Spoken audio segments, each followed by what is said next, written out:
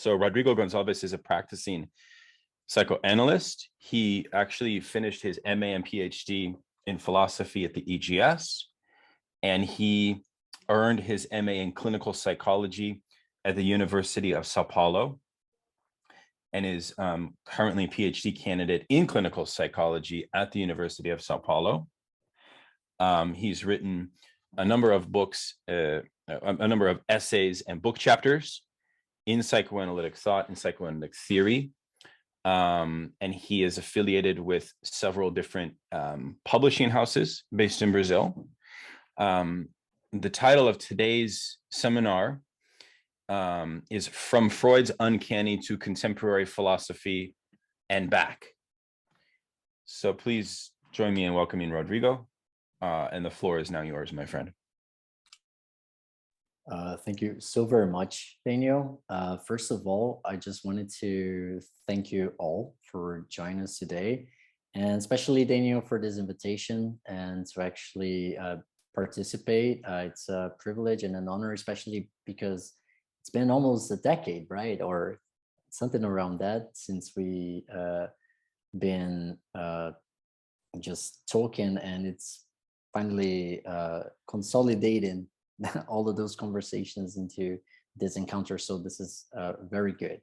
So thank you so very much. I actually prepared something. I think it's just a good way of doing this. I will just present this. Let me just see if it's working. And this is actually, where is it? Just a second. Oh, okay, there you go.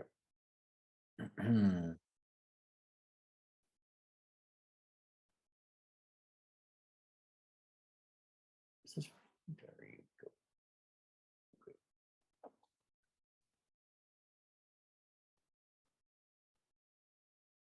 Okay. So good? Is everything working? Perfect. Absolutely. Right. So yeah. Before we start, I just wanted to say a couple of things. I think that Daniel already introduced something which is very fascinating about the uncanny, right? And the overall idea is basically, how do we deal with this today, nowadays, especially because it's a concept that it's fascinating by its capabilities of being not easy to be pinpoint. You cannot you can actually try to put some borders around it. You can try to actually accommodate it, but it struggles. It's that type of notion. It's a type of concept that it's difficult to just stay in its place. And I think that the uncanny is fascinating, basically because of this particular element, which is rooted in its DNA. So the overall idea is that we're going to look in today's session a little bit about a certain introduction to the uncanny. We're going to visit Freud's investigation and his formulations. We're going all the way to French psychoanalysis. So we're going to talk a little bit about Lacan and his take on this. And then moving towards contemporary thinking and how philosophers basically, also literary critiques, but mostly that. So aesthetics, philosophers, psychoanalysts embrace the uncanny nowadays. And then we're pushing or going back to how the uncanny in contemporary clinic can actually be something fruitful and important when we're dealing with impasses of late capitalism. So this is something that I just wanted to introduce today. And then for the next session, we're actually going to work a study case. It's actually a former analysis of mine, right, which I'm going to formalize and present. And I think this would be interesting from the standpoint of talking about the case itself, right? I don't know, Daniel, this is something that we need to talk about later on. I don't know if you guys usually do that or work with that, but I could just, instead of presenting the whole case, just parts of it or a couple of elements, which would be interesting to examine the uncanny, or actually where the uncanny actually prove itself valid concerning this particular analysis. And this is basically what I wanted to talk about for the next session. So going to the examination of this study case, investigate extimacy for Lacan, contemporary suffering and experiences of indeterminacy, right?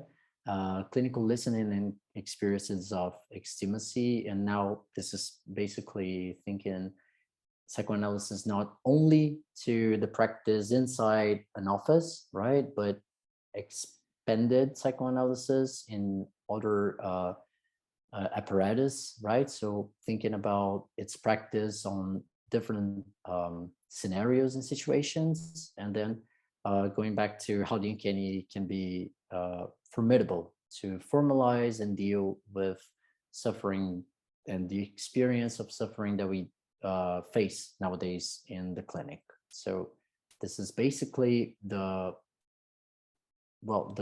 structure that I prepared for those two encounters. And well, let me just start, and I will start with, for me, what seems to be the most famous passage about the uncanny, right? I think that it's fairly popular because it's actually one of the oldest passages concerning the uncanny.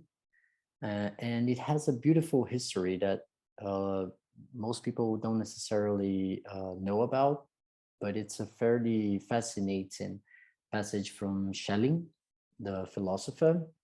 And this passage actually became popular because Freud used it in his texts, right? So Freud actually did something which is quite fascinating, because this passage wasn't so popular, but he managed to popularize it because of this text. And the same thing goes for the psychologist, the psychiatrist and psychologist he was actually discussing the uncanny, which is Yentsch. So those are two fascinating elements that Freud managed to popularize because of the way that he actually established this text. So this famous passage from Schelling, it's basically stating how the uncanny is what one calls everything that was meant to remain secret and hidden and has come into the open, right? I mean, I guess you already seen this here and there, right? This definition lying around. And this is fascinating because it comes from Schelling.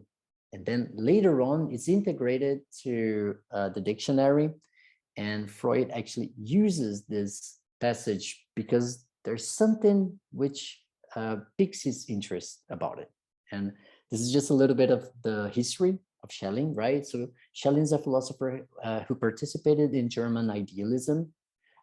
So we're thinking about Hegel, we're thinking about Fichte, and in that particular moment of thinking, right after Kant was basically already established at the time, and how there is a movement towards questioning idealism and pushing towards everything related to dialectics, and how that particular moment in history, especially thinking about philosophy here, right?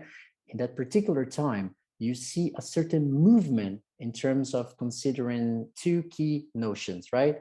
Subject and object, right? So those key elements started to be questioned from different perspectives, right? You can actually introduce some movement to it. And why is this fascinating? Because when we're talking about Schelling in this particular passage, we need to actually integrate it or just basically go back to where is this passage from, right? This famous passage, it appears in a text that he actually dedicated to his late wife, Caroline Schlegel Schelling. Why is this fascinating? This is actually fascinating because it has everything to do with something that Freud will later on integrate to his own text, right? what I'm talking about here is this particular relationship between the dead and the living. But most fascinating is the fact that Schelling was actually studying this for a similar reason, right? Which is how the representation of the dead can actually play a significant part in the daily life of the living. So in a curious, kind of fascinating way, this dialectics, right, of what can be symbolized from the dead was already being introduced by Schelling in this particular text from, of course, a philosophical standpoint, from another perspective, right? We're not dealing with the unconscious here, but nonetheless, there is something which is quite fascinating, right? Something that was supposed to be kept in secret and came into light. And this has everything to do with this romantic attempt that Schelling tried to honor his late wife, Caroline, in this text called Clara, or Nature's Connection with the Spiritual World, right? So if this passage in itself was already fascinating, right? Because it has this history behind it, another important element before we get to Freud is actually understand that who actually formalized a first study about it, it was actually Ernst Jentsch. Ernst Jentsch, so from 1867, right? He was already investigating a lot of elements concerning psychology, and he noticed something quite fascinating concerning the this feeling, right? This experience of the uncanny. And he was puzzled by it and decided to formalize a first study on it. And his essay on the uncanny, and I think this is actually something for us to discuss and think together, because to be quite honest, I do, well, I'm publicly saying this, but I shouldn't, but it's kind of a difficult argument to defend. But I think that in the end, Yentsch kind of won this battle against Freud, right? I know Freud popularized it, but people tend to think that Freud's notion of the uncanny, it's actually what Yentsch defends to be the uncanny. It's kind of a funny thing. I'm going to get to that point.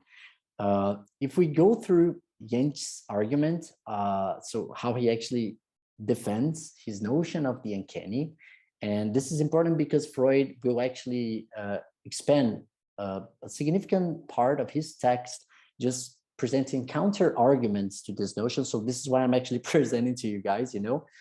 So Jentsch actually is the first one who noticed that there is something about the term in German, unheimlich, and how this introduces something quite peculiar. What I'm talking about here. So when we're dealing with this right? So there's a negation which already introduces something to the word, right? It negates the word itself, but it's a part of the word, right? So this antithetical, perhaps, I don't know how even to say this in English. I could be bluffing here. Oh yeah, guys, English, not my first language. Sorry if I slip here and there. Okay, so let me just double check, but basically it. So you have this contradictory within the same term, right? And this already introduces something quite fascinating to the term, right? And Jentsch actually noticed this prior to Freud. Freud just agrees with it, picks up on this argument and just goes through the rabbit hole of actually exploring this, because he was actually fascinated over the fact that unheimlich can actually mean its opposite within the same term, right? It can be homely and unhomely at the same time. And these actually can be noticed through many different languages. Freud goes to this thing that investigating he goes through 9 different languages in the text, right? And he notices that in the German language, there's something quite peculiar about it that all the others doesn't necessarily find to accommodate. But that's the thing. We shouldn't actually think that the effect that he noticed about this term is reserved to the German language. Not at all. There's something deeper about the logic of the uncanny. And I think that this is actually the element or the key element that we should actually learn from it, you know? Although there is a certain particularity because of the term in German, there's more to it. And I think this is something that we need to pay attention to. But going back to Jentsch's argument of the uncanny, he will try to demonstrate how the experience of the uncanny has everything to do with something, right? A correlation of something new that corresponds to physical association of the old, right? So there's something which appears to you almost as if it were confusing you in terms of cognition, right? So you cannot necessarily accommodate this experience, right? It's kind of a confusion that disorientates you. And this is one of his key elements, right? When you feel confused by something or a new information that you get in contact with, but this plays a trick with prior elements that you already knew from your own reality. And because of this particular relationship, you will see that he tries to argument that children experience this a lot, right? So it's almost as if childhood memories were actually kept from a lot of experiences that we were just growing up developing. But then we find ourselves just challenged by new experiences. And when we see ourselves living something which is just far too similar, we feel confused by it and we feel puzzled by it. And there is a certain feeling which appears, which is this unheimlich, this uncanniness, this something that puzzles you. And Jentsch's main argument is that this has everything to do with our intellectual capacities that get puzzled, get confused, right? So intellectual confusion is the key argument that Jentsch tried to defend concerning the uncanny. Is the main reason, right? So he tries his best just to defend that everything that it has to do with this, it comes from this sense of confusion. This is a good example of it, right? I'm just presenting because I think it's a nice way of just like noticing how Jentsch's argument has everything to do with something that will puzzle you in terms of inanimate and animate, right? Something which you see in real life and something that you find in terms of an object. And when you confuse them both, this causes a certain shock at the level of cognition, right? So his psychological argument is basically defending how this is what provokes the uncanny, right? And in a certain kind of way, and this is what I was actually just trying to defend, that it's a bit tough to defend it publicly. But when we talk about the uncanny nowadays, it's usually how people defend it, right? How they're actually used to talk about the uncanny in a certain kind of way, right? We automatically assume this confusion, but if we take a look at what Freud will actually introduce, it's a much larger, complex notion to be discussed. It's a much more complex feeling, right? This confusion element, it's not what Freud defends to be the uncanny. It's something else, right? This is just one of its traits, but it's not at all what is the cause of it. And this is why Freud's notion or discussion on the uncanny is so fascinating, right? He's just saying that Yentsch is correct. There's something uncanny about it, but this is just an effect This is not the cause of it, right? So he will actually dispute this argument. So another very important element, right? E.T.A. Hoffman, you know, the writer, right? The fantastic writer, very famous romantic figure from Germany. So both Jentsch and Freud agrees that he is actually a quintessential figure in terms of literature, because he manages to provoke this feeling, right? He's the one that actually manages to cause this confusion when you're actually writing, right? And here, both Freud and Jentsch agree. He manages to do that, right? But Jentsch's argument is that Hoffman manages to do that because he confuses the reader, right? He plays a plot, he writes a plot in a certain kind of way that will lead you to be fooled by the writer. And it is because of this operation, he manages to actually trick you into feeling the uncanny, right? That's the thing, you know, for Jentsch, it's all a matter of cognitive confusion, intellectual confusion. But Freud is saying, well, is this really the whole thing? He wants to challenge that, right? So Jentsch just persists that what actually provokes the uncanny has something to do with the aesthetics. You can notice that. You can find that in writing. You can find that in poets, storytellers. They managed to do that. And indeed, Fred will agree with that. We can actually find that, you know, we can actually feel the uncanny through aesthetical experiences, right? Here and there. But there are other experiences as well that we need to take into consideration. And those are actually the key elements that we need to discuss, right? So how does Freud actually appreciate this, right? Because this is actually something very important. Much like Daniel was presenting, the uncanny became a fairly popular text, but it has actually a very curious journey. You know, it wasn't always like that.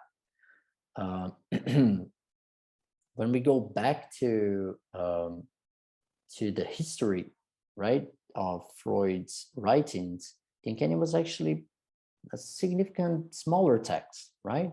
If we compare that to interpretation of dreams, if we compare this text to so many important cases, the uncanny tends to be noticed or understood as a smaller one. But what is actually fascinating is that other fields of study found something fascinating in the uncanny, and they actually just invested so badly that it actually grew much larger than many other texts, right? So the afterlife, you know, of this text is just immense, and it provokes shockwaves that we can see even nowadays.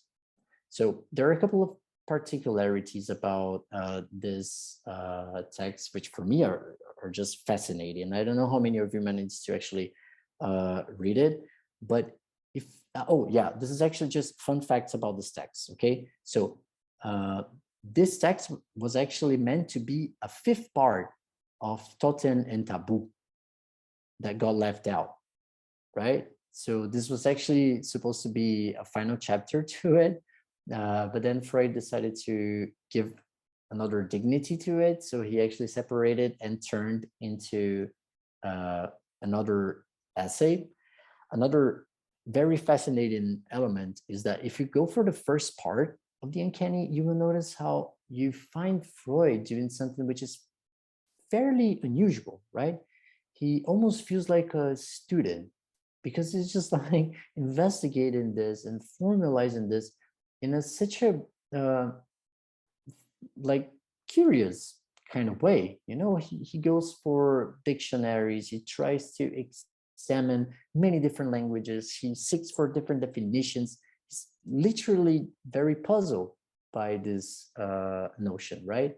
And he starts saying that, okay, the psychoanalyst is not someone who usually attempts to investigate the aesthetics, right? There's like many others who are much more ready to do that, that would have a proper background to do so, right? A psychoanalyst is never invited to actually do those things, but there is a certain kind of aesthetical element, right? Or a certain kind of aesthetic feeling which can be provoked. And I think that psychoanalysis captures something about it that I didn't manage to see people discuss it, right? So what he's actually trying to do is introduce the counter arguments to Ernst Jentsch's argument on the uncanny through psychoanalysis. So this is basically what he's going to do in this text, right? And this is why this is so fascinating, because in this sense, it talks about aesthetics, but it talks also about psychoanalysis for the clinic, right? I mean, this is something important as well. We should not forget that.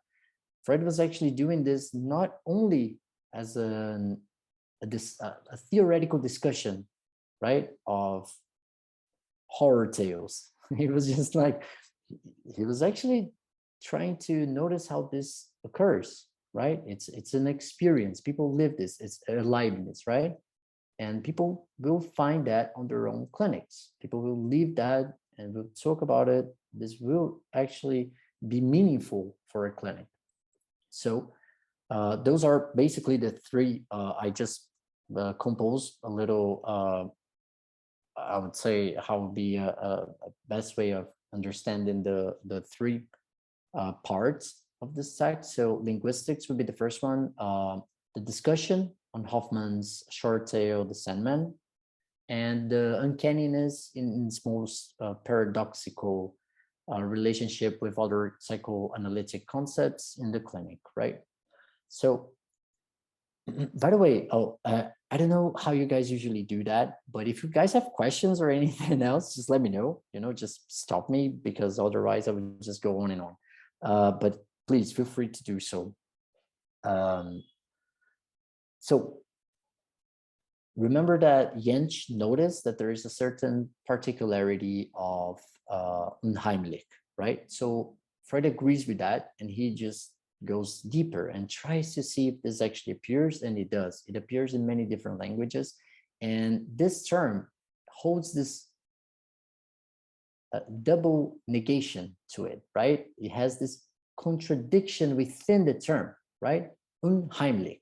It literally means that you can be inside and outside simultaneously, right? You can actually mean a lot of different things, from its definition, right? Going back to Schelling's passage, but also how this unhomely, which is down there, it also means something which is familiar. It was once familiar and then it became unfamiliar.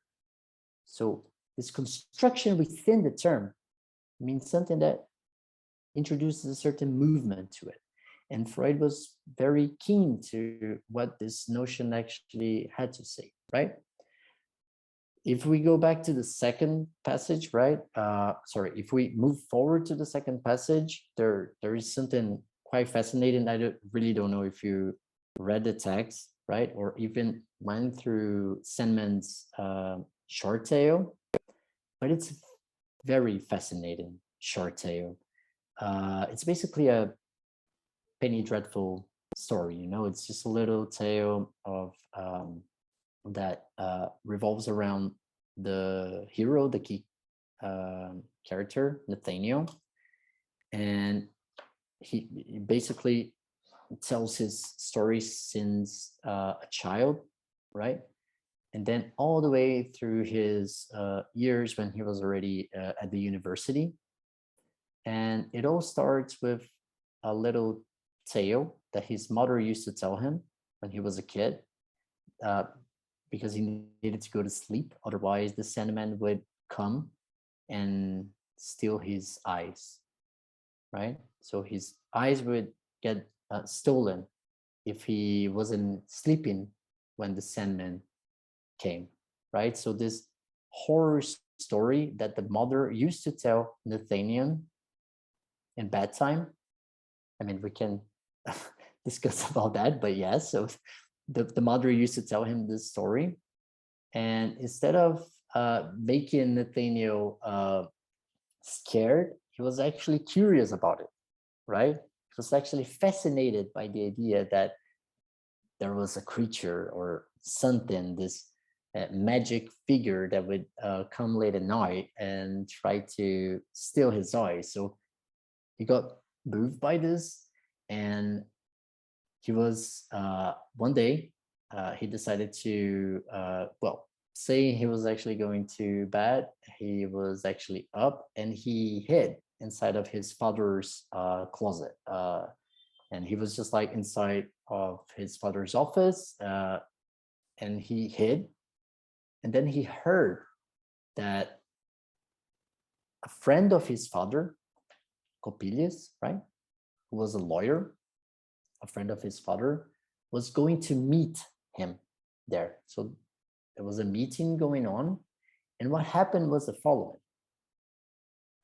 Nathaniel was hidden in this meeting, but when he heard something weird, a discussion between his father and Coppelius, he opens the door and he notices that Coppelius was actually there, and Coppelius was in reality Sandman. He was actually this creature that wanted to steal his eyes. And then the father begs for the Sandman not to take his eyes. And then Nathaniel is basically, he faints out of this. And there is an explosion because of this commotion and this struggle that the father fights Coppelius. And then what happens in the tale is that Nathaniel faints, and when he wakes up, his father has passed away in the explosion. He's dead.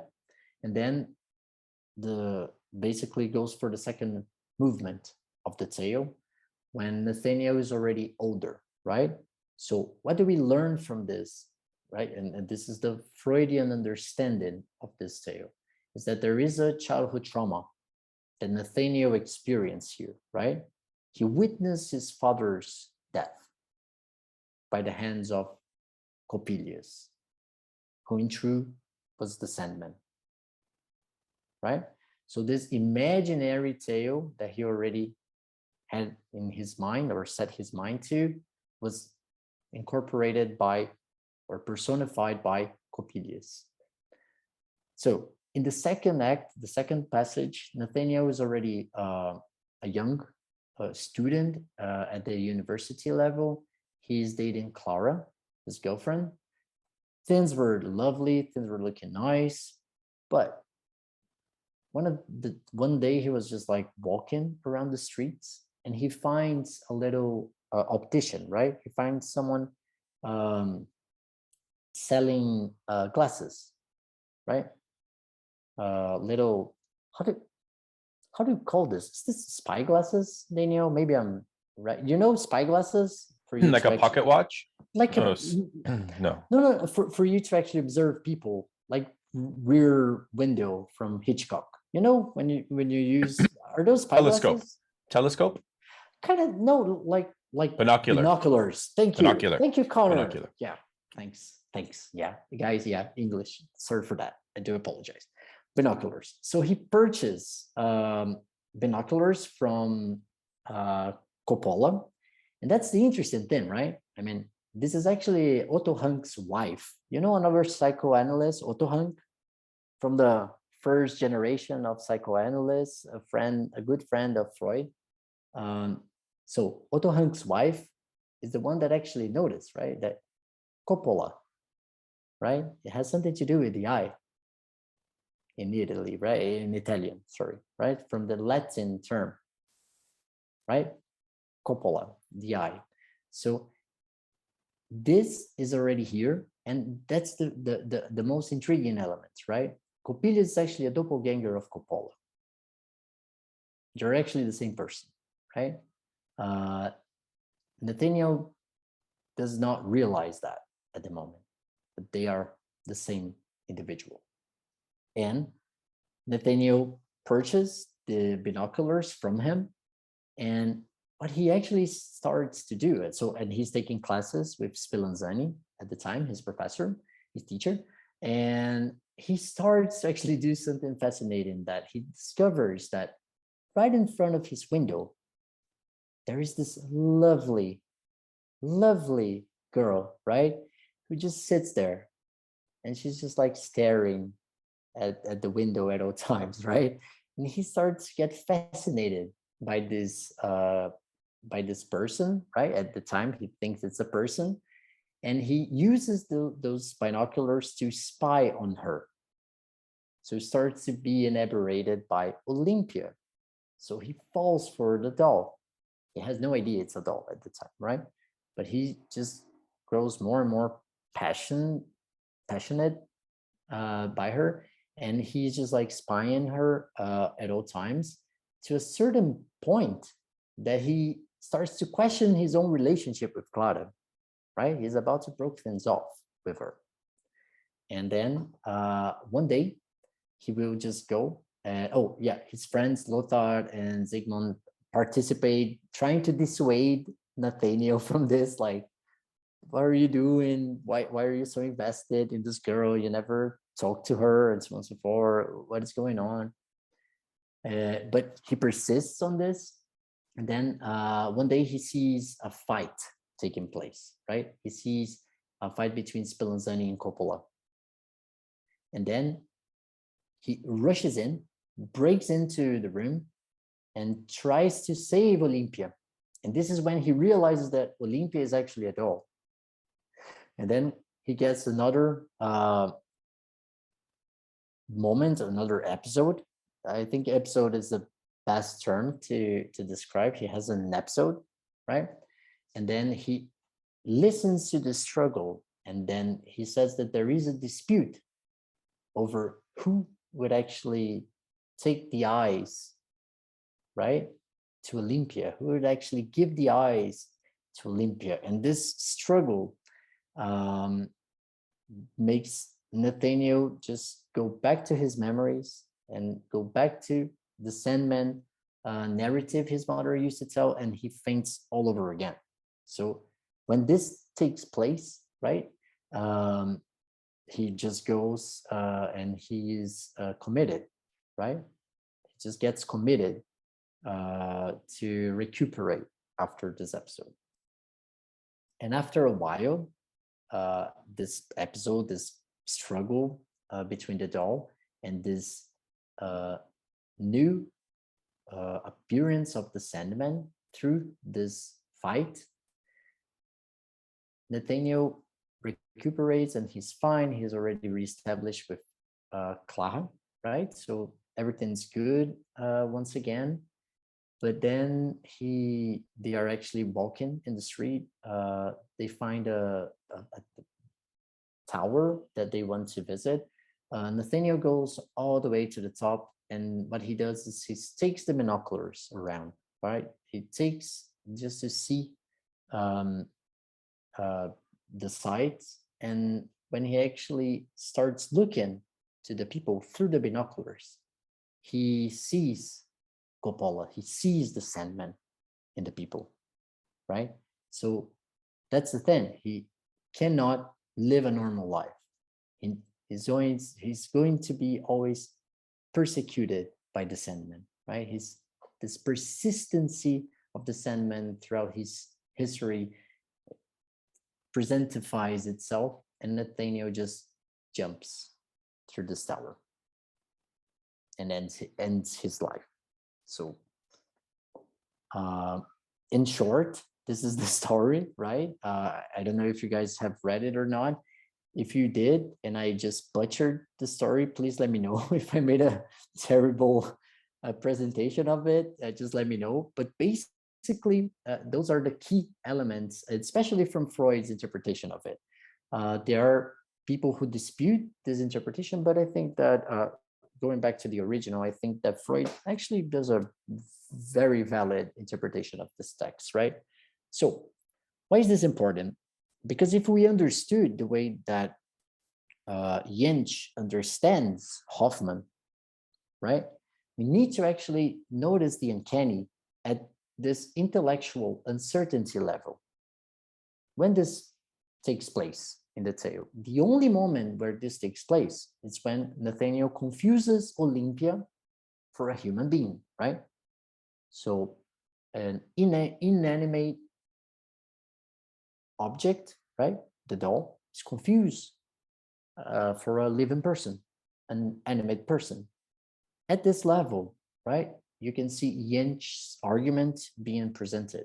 But Freud disputes that.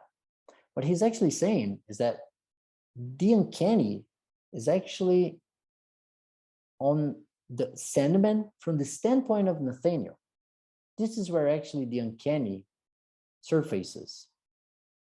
There's something about the idea of being robbed of one's eyes and how this uncanny feeling appears when you see this as a possibility, right? When you see Nathaniel in a situation where there is a consistent possibility of this taking place, this is where he is actually trying to defend that the uncanny appears.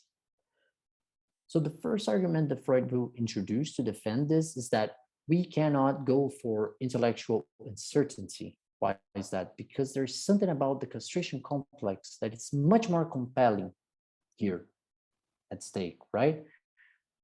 So he will try to build this association between being robbed of one's eyes, which traces back of losing an organ, right? Losing the penis, or just losing a hand, or losing an eye, which is a fairly common fear, right? Of you have your imaginary body, right? The idea that you perceive yourself, and then if you get just ripped off by a part of it, right? This is basically met with anguish. It's met with fear, right? And this can be perceived in many different children in many different time. And it's a fairly neurotic experience, as Freud is trying to defend. So there is a certain relationship between the questions that the Freud wants to propose that goes much beyond the idea of intellectual uncertainty. For instance, why is the fear of the eye so closely linked here with the death of the father?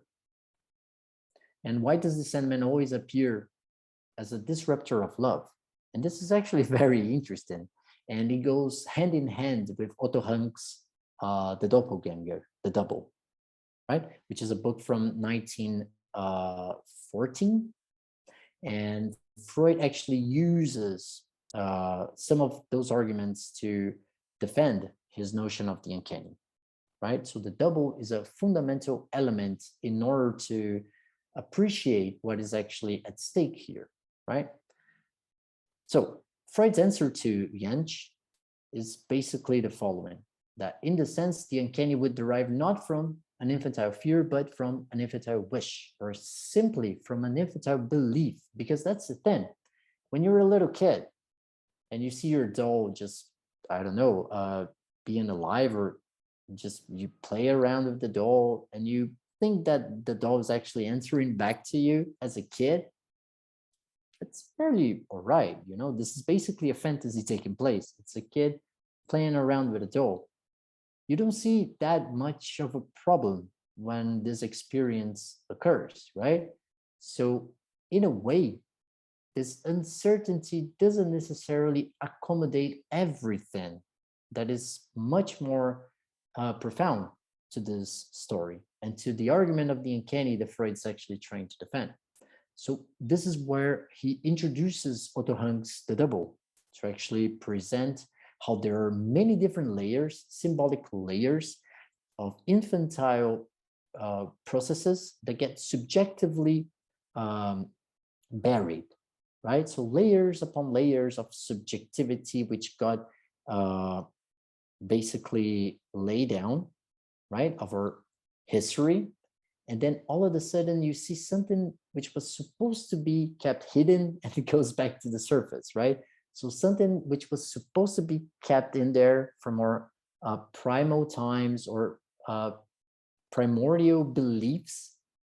And all of this sudden, this resurfaces. When something like this takes place, this is when we see our back history appearing back to us. What I'm actually trying to defend, and this is Otto Hunk's argument, is basically the following.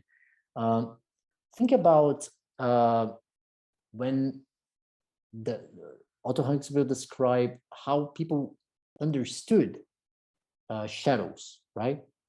The appearance of shadows, it was actually something that had everything to do with the idea of something that is beyond yourself, something which manifests itself beyond your physical understanding of yourself. So this already introduces the idea that maybe there's something beyond what we understand as our proper limitations. This goes in hand with the idea that we fear death. And in order to deal with that, we create a soul as a mirror image of ourselves in order to deal or cope with death itself, right? So this overall notion that a soul is basically a mirror image of you, and then the shadows are similar to our souls. Those are very ancient ways of trying to cope with death through a belief system, right? Through animistic perspectives of dealing with death. This is how the overall idea of the doppelgänger starts to accommodate for Otto Hunk, right?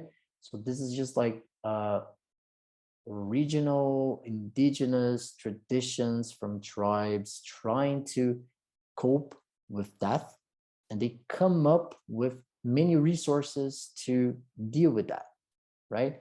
And this is actually one of those arguments. For instance, the whole idea of breaking a mirror, bringing bad luck, right? This has everything to do with that, right? If you go to Otto Hunk's book, this is actually one of the arguments that he defends. Why? Because your reflection tells something about you. It's almost as if your reflection was actually captured by it. And then if you break that image, something of you, something about yourself dies as well, right? So this is why it's bad luck. It's almost as if a continuity of yourself was also dying when you broke a mirror. So this is how the superstition actually started. It comes from the double. It's a very fascinating discussion. Well, I just wanted to recommend the book. The book is actually pretty good. In Freud's library, it's the only book that is actually there twice. He had two volumes of the double on his library, his personal library. It's a very, very fascinating book. And well, just going back, that the uncanny effect has something to do with the double. Yeah, okay, this is all right, but it's much more profound than that. So the overall notion is that the double was originally an insurance against the extinction of the self. Then this energetic denial, right, of the power of death. And it seems likely that the immortal soul was the first double of the body.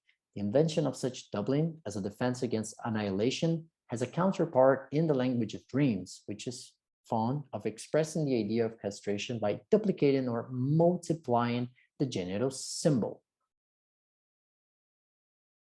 What the overall notion of the double introduces is that the first time that we dealt with the double, it was actually in a positive manner, right? It kept a function which was actually very powerful. Why? Because it deals with you not having to deal with death, right? It gives you a possibility of this immortal soul.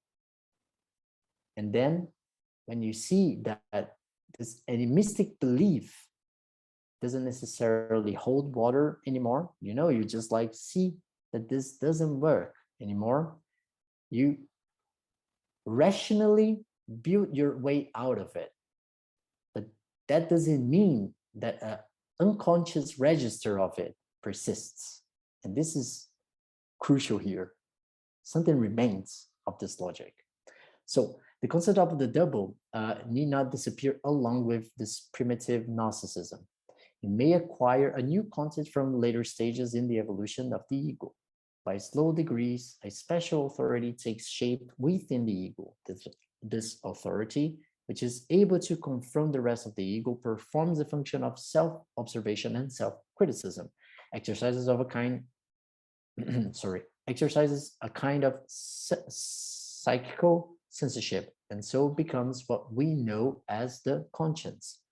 So this possibility of a part that detaches itself and establishes the conscious within the evolution of the ego plays with those mirror images at all times, right?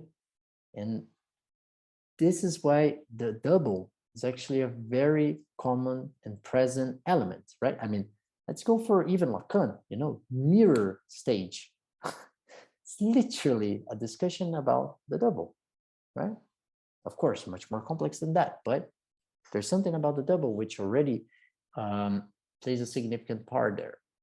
So let me just, I'm worried about the time. So just a couple of things. So the notion or the discussion about the double and its uncanniness has everything to do with everything that was supposed to be at the primitive stage of our mental development, but all of a sudden, and we thought it was actually surpassed, a certain Hegelian term here, of heaven was actually produced, over this, but that's the thing. It was supposed to be kept hidden, goes back to surface, right? And this is key here, right? And this meets us with terror. It terrifies us. And I think Daniel will love this one, right? Because I know you dig religion. The devil has become an object of terror, just as gods become demons after the collapse of their cult. That's a very fascinating element, right? If we're thinking about the world's history and many different religions, right?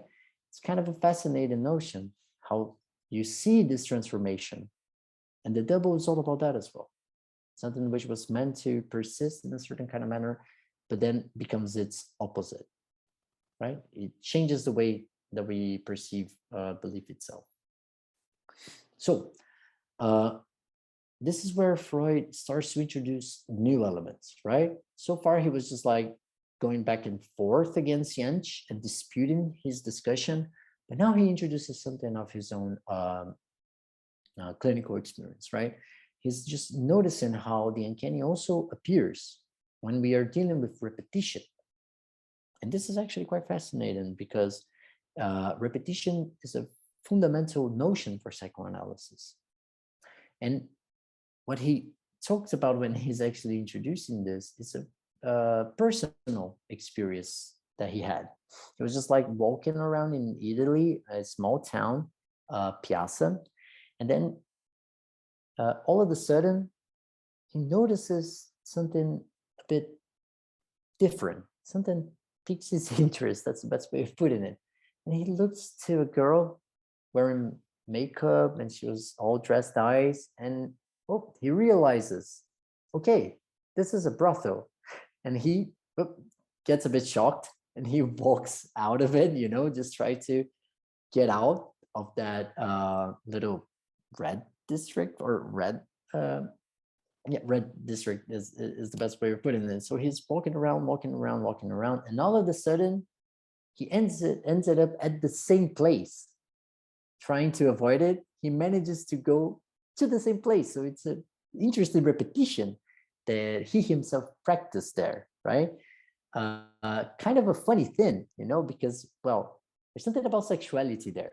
But Freud does not even says anything about it, you know. He just uses the repetition and he says, well, that happened. It was uncanny, but it's kind of a funny thing, right? So he was trying to avoid it and ended up in that same spot. Very peculiar repetition. And another unintended repetition, which is when you are walking around and all of a sudden you see, oh, number 16 on a bus. And then you're just going to find an address to, I don't know, clean your clothes. And then it's on the room 62 of an apartment, you know? So, oh, okay, 62. There's something going on here, you know, with this number. And then you just get fascinated by those repetitions which are taking place, you know, and this starts to actually fascinate. And for Freud, those are also experiences of the uncanny. Kind of a funny the approach to it, right? Because instead of just causing shock or horror, they just surprise us, right? It's an element of Überraschung, it's an element of surprise, which takes us. And well, and this is something which for me is quite fascinating because Freud, when he's actually writing the uncanny, he brings this up, the compulsion to repeat. The compulsion to repeat, it's actually an element which will, at least this is my opinion, change the course of psychoanalysis, right? In terms of meta-psychological discussions. Why is that? Because it's talking about death drive, right? This is beyond the pleasure principle from 1920. And the uncanny already introduced something which is going to be fairly significant. And he already anticipates that here. So there's something about the instinctual impulses and the way that we actually perceive those experiences concerning the compulsion to repeat. And this has something to do with the nature of the drives themselves. So in a way, but he's actually talking about this demonic character, right, of the mental life, he's already introducing death drive. So I think this is actually quite fascinating. And he even says so at some point. He says, well, a new book is coming out. I will talk in depth about it, but it's already there. But it's kind of a funny thing, especially because if you go to beyond the pleasure principle, he doesn't bring a word about the uncanny. Fascinating, right? It's not there. Well, another interesting and important element is that while discussing the uncanny, he brings an example from the Redman, right? The case story of a patient who is actually suffering from his obsessional neurosis. So the way that he says so is that my patient found this uncanny experience, right? He was actually he was going to a bathing room, you know, where people used to bathe, and then he wanted to go to one specific room, and he wanted to go there because he met this pleasant nurse down there, so he wanted the same room. But then when he went there for a second time, it was occupied. So he said to the person who was actually occupying the room, he basically said something like, oh, I hope you die, or something like that. And a fortnight later, that person actually did die. And Freud was puzzled by it because he said, well, how did you felt about that? And I think it's Ernst, right? Redman, yeah, Ernst Lanza. He said something like, oh yeah, makes sense, right? Sure, I'm not surprised by it. It's kind of a funny reaction to it, right? It's almost as if he was okay with the fact that he said something and it actually occurred. So this self-fulfilling prophecy that he established for himself, when it actually happened, it was accommodated with a certain uncanniness, but not a frightening kind of one, just a surprise that made sense to him. And this is something that Freud was very fascinated by because it has everything to do with the overall notion of omnipotence of thought. The way that obsessional neurotics manage to understand reality in a certain kind of way, that they organize everything based upon their own neurosis, right? So this particular uncanny has something to do with that. At least this is what Freud defends, right? So this principle, the omnipotence of thought, it's actually named by Ernst Lanzer. It's the Ratman who actually gave the name to this psychoanalytic notion that Freud embraces later on, right? And Freud establishes that has everything to do with two key elements. First is the animistic views that were supposed to be kept hidden from old history, and then all of a sudden they reappear, right? We're talking about human spirits, we're talking about everything that collectively we talk about, symbolically we talk about, that was supposed to be kept hidden, and it's participated in language somehow. But once we grew out of those discussions, right? And I think that this is, of course, I'm just bringing this for us to think about it, right? But once we get civilized, and I'm being very ironic here, you know, like when you think that you already surpass everything from those elements, they do still play a part in our lives, right? Belief is a quintessential part of our life still. But that's actually what is going on here. The animistic perspectives of everything that we thought to be resolved somehow, they are still participating in our lives. They still participate mediating reality, or some elements that we can actually deal with our own reality, right? So just two key points that Hoffman shorttail, where is this? Oh, just a second. So Freud will introduce those 2 points concerning what would be the interpretation of the, sorry, the interpretation that he's bringing forward. So psychoanalytic theory is right in asserting that every affect arising from an emotional impulse or whatever kind is converted into fear by being repressed. It follows that among those things that are felt to be frightening, there must be one group in which it can be shown that the frightening element is something that has been repressed and now returns. This species of the frightening would then constitute the uncanny, and it would be immaterial whether it was itself originally frightening or arose from another effect. So those 2 points, so this is the first one. And the second one that he is trying to introduce is that if this really is the secret nature of the uncanny, we can understand why German usage allows the familiar, heimlich, homely, to switch to its opposite, to the uncanny. For this uncanny element is actually nothing new or strange, but something that was long familiar to the psyche and was strange from it only through being repressed.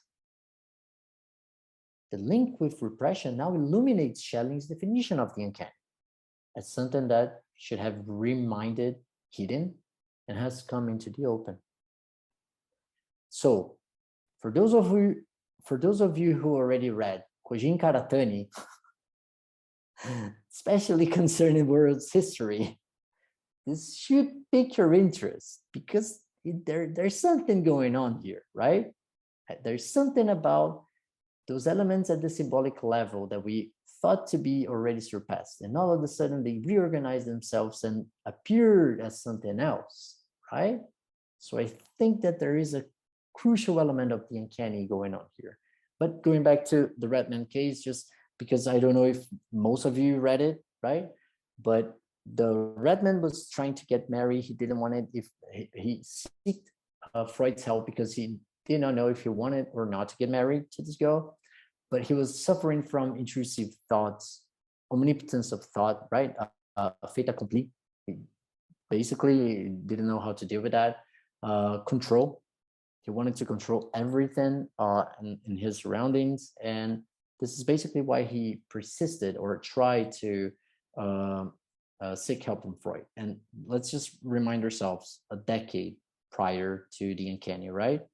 And this is why it's so fascinating.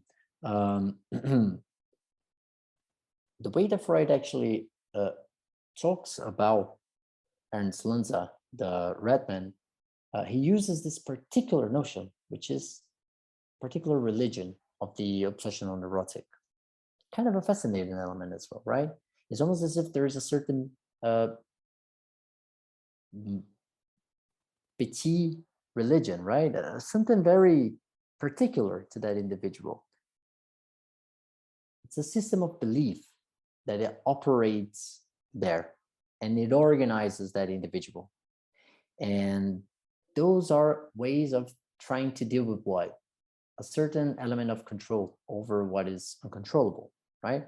So those are defense mechanisms against that. And this is one of the fundamental elements that Freud uses for the obsessional neurotic, and ties it back to the uncanny, because this first level of the uncanny is nothing but this attempt of controlling the uncontrollable through such operators. So this has everything to do with trying to deal with our relationship with that, basically. This is how Freud will actually defend that the uncanny is actually rooted in our psyche. It has something to do with this level. So this is why the uncanny usually appears when we are dealing with the living dead, bodies, revenants, spirits, ghosts, right?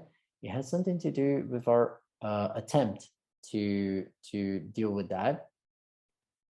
But there's a well, already talked about religion, but there's more to the experience of it.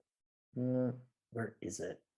Just because I wanted to go, and I already talked for so long. Just a second.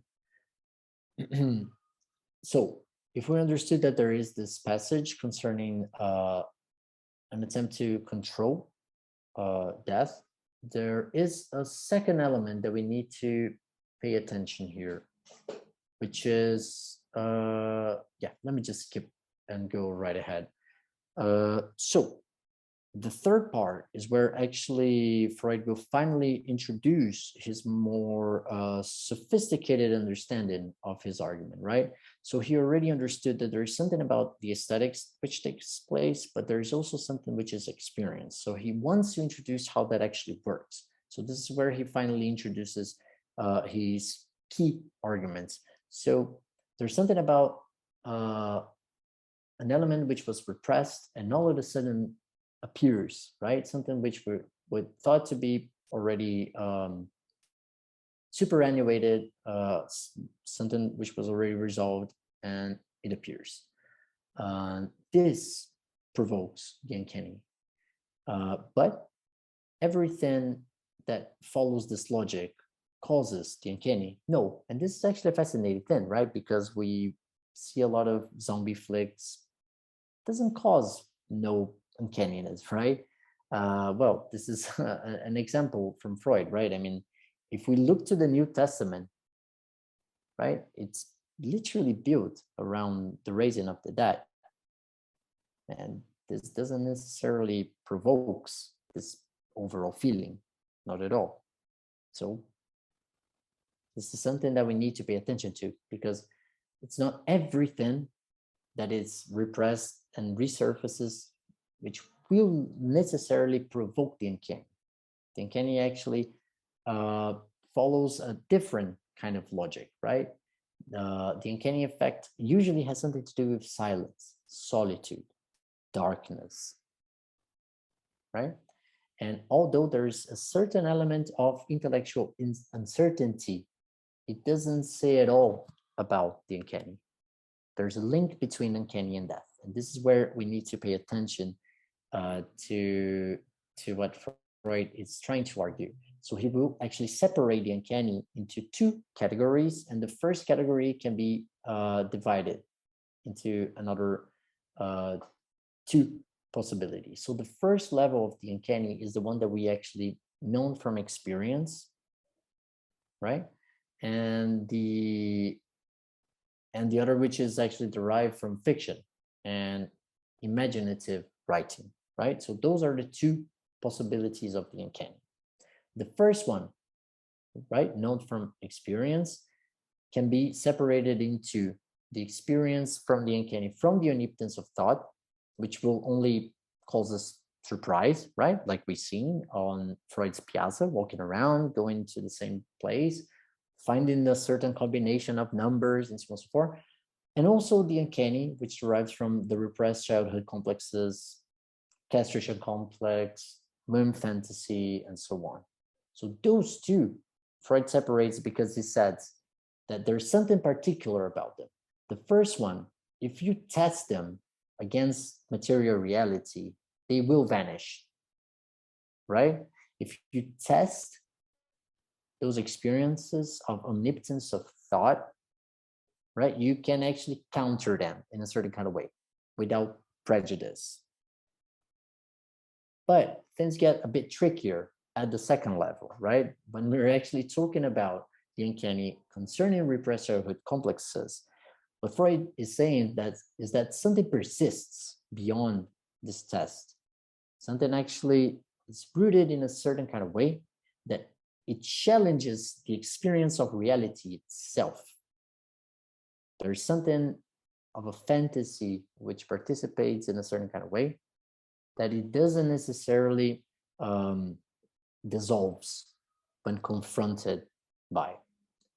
And finally, there are the experience from the texts, right? Which you can actually experience through writing, reading, and creative authors use it, right? But those are a part of it, which is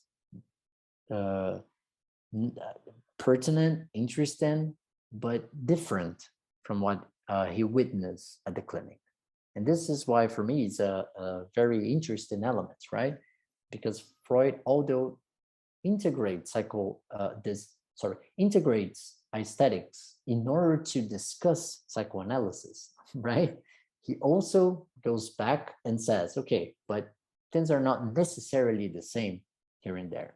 So he benefits from aesthetics, but doesn't necessarily produce an aesthetical perspective to it, right? He's trying to just say, okay, indeed, you can find this in literature, but the experiences which I'm actually trying to deal with is how the uncanny is pertinent to think psychoanalysis, right? And this is actually quite new and quite fascinating. And then he goes back to the experience of solitude, silence, and darkness as infantile anxiety. And this is something that he already went through, he dealt with, but it has everything to do with this, with angst, with anxiety. Those are fundamental elements which are bound to the uncanny, right? So if I manage to introduce the uncanny in a good kind of way, it will become more clear how Lacan did what he did concerning this text, right? Lacan, I don't know if you guys are already familiarized with or not. I just wanted to introduce a couple of elements. So if we go to the adventure of French philosophy, right? So that particular moment in time on the 20th century where a lot of French thinkers were developing a lot of interesting thought-provoking constructions, we can place Lacan there, and along with Derrida, along with Foucault, along with Lyotard, along with so many other great thinkers, Canguilhem, right? Sartre. So those professors and thinkers were actually active at that particular moment of time. And it was in this moment that we can find Lacan establishing his teachings and bring in what was his return to Freud through a very particular background. So Hegel, and this is, I'm talking about Alexander Kojève's Hegel, and also Alexander Poiré Hegel, right? So I'm going back to those two Russian teachers who came to France mid 19, I could be bluffing, but I don't think so. I'm thinking 30s, around the 30s. And they did something which was actually very fascinating to France, because the first time Hegel entered French territories, right? It wasn't at least, it was basically not well accommodated or well received. Why? Because France was very neo-Kantian when it reached France, and what was actually fairly popular at that particular time was the science of logics, and not so much the phenomenology of the spirit, which was actually deemed as a minor text at the time, a text of youth.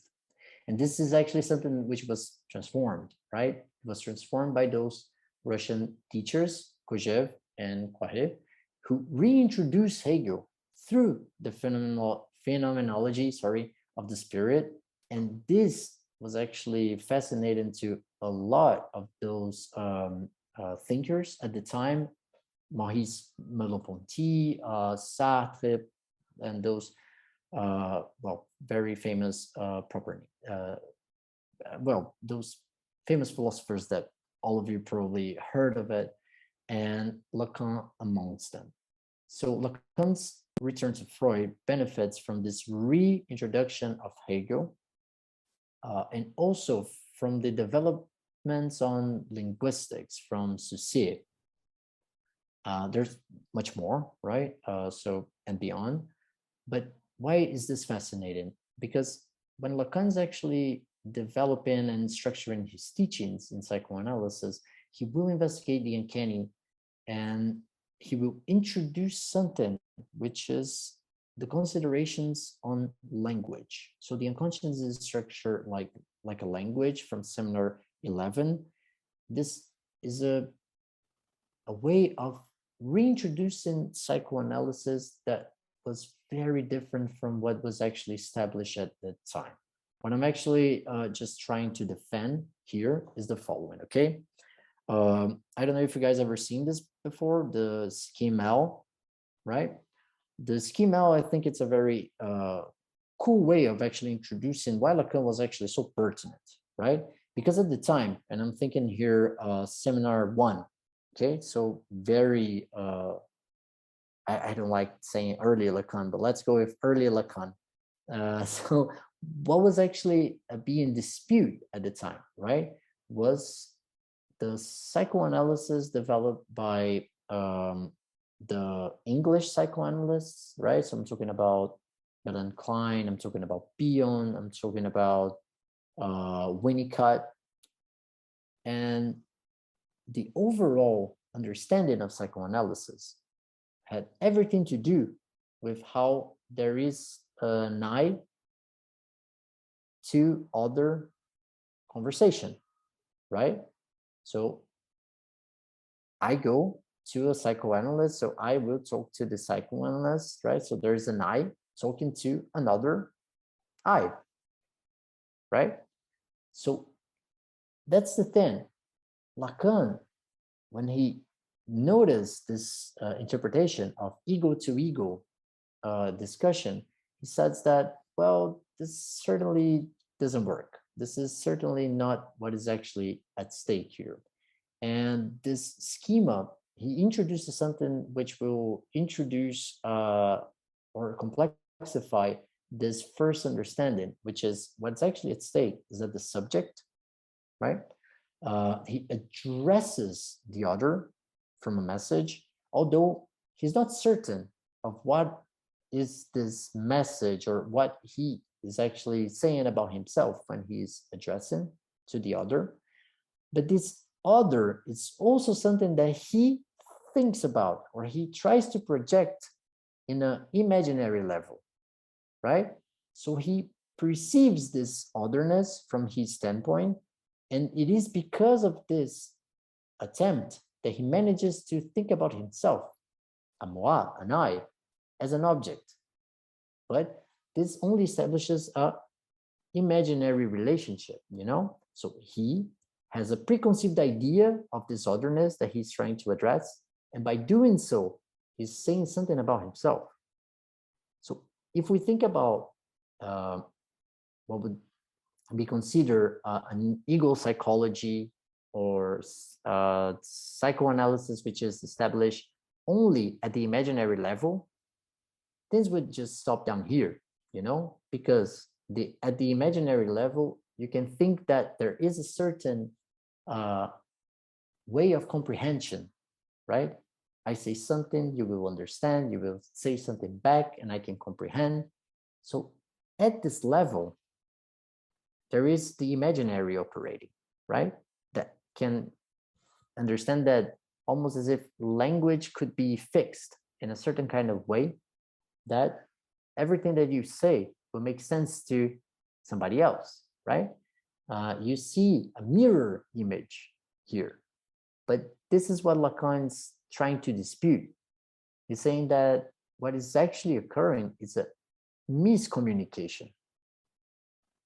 This is certainly not what actually takes place, because when this conversation of the subject with the analyst takes place, if you put them far away from one another, okay, there are a couple of imaginary identificatory traits which could be similar, right, to one another. But if you put them close to one another, you will see that there are tons of differences.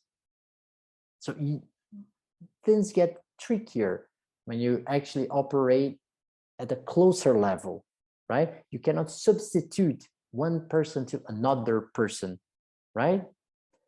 And Lacan's trying to address that this is how the hearing, the psychoanalytic hearing of an analysis needs to operate. The subject will address the other, small other, right? The message can be at this first level an imaginary relation, but it cannot stop at that level. It needs to be actually addressed all the way through the big other. It needs to give room to the unconscious discourse, because it's only at this level that it can actually return to the subject, subvert it. So the message which was addressed will, if the unconscious operates, will return to the subject in an inverted message, in a miscomprehended message, right? So why am I actually introducing this to us, right? Talking about the uncanny. We were talking about doubles, right? not so time ago, we were just literally addressing doubles. There is a 4-level element which is taking place here, right?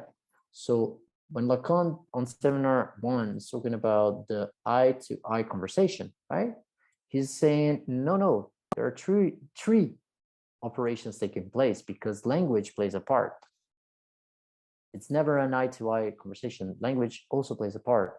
And this is the next element, right? Which introduces this 4th level discussion to the psychoanalytic procedure. And this is actually why when we think about the uncanny, we understand it as an operation of what? Of torsion, an operation which subverts those relations. And this is actually a movement of subversion. right? If we follow all the arrows, you will see that the message gets twisted, right? So that's so fascinating, because it's not by chance that if we go to what Lacan will address on seminar 10, right? Talking about angst, talking about anxiety, what we will find basically is that inspired by the uncanny, right? Lacan says to his students, read the Uncanny, seminar 9, right? I will work with that on seminar 10.